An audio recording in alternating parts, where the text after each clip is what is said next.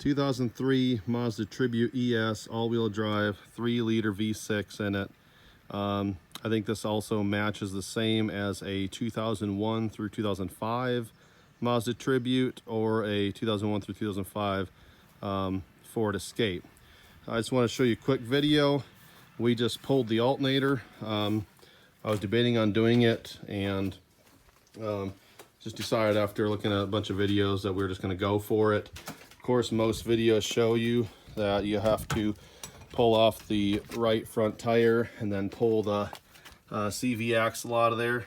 I saw a different video where a guy actually pulled it up through the top, so we decided to give that a try. I did go down here and I cut out the little plastic shroud that was in there. You can see the alternator right away once you do that. And then we both work from down here to really take out the two bottom bolts and undo the wires. And then we work from up top here to take out the top bolt.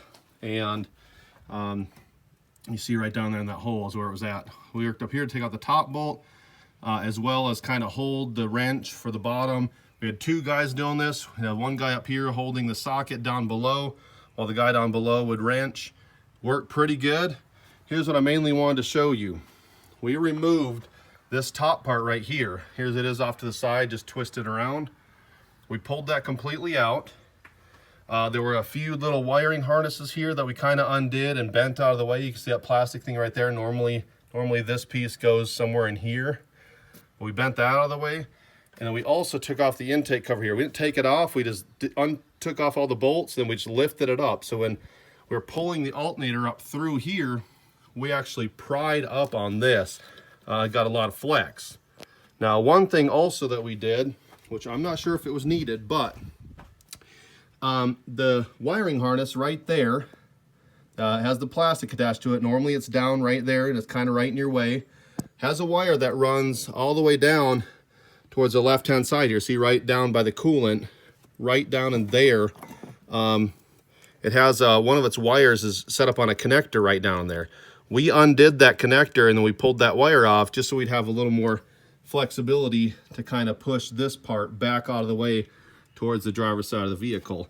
That cleared up a lot. I think that was definitely needed for actually getting out because it got it out of the way and allowed us to bring the alternator up right through this hole here. So that worked out pretty good. Other than that, we had one guy down below pushing from the bottom, the other guy grabbing it up top here. We pulled it up. The pulley came up right here.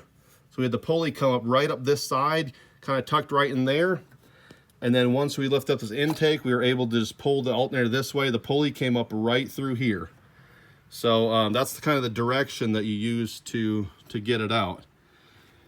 But yeah, it wasn't too bad. Probably took us about an hour with two guys. And going back in, it's going to be a lot easier. Oh, one thing also, this thing right here, this unit, if I can get the damn thing. So this thing right here with the brackets, it mounts up right here. We took that off too because it was hanging out here and just to have a little extra room. I don't know if we would have needed to, but it was only 2 bolts, so that was pretty easy. But no big deal. We got the alternator on order. It's coming in shortly. So we'll just reverse the procedure here, pop it down in there.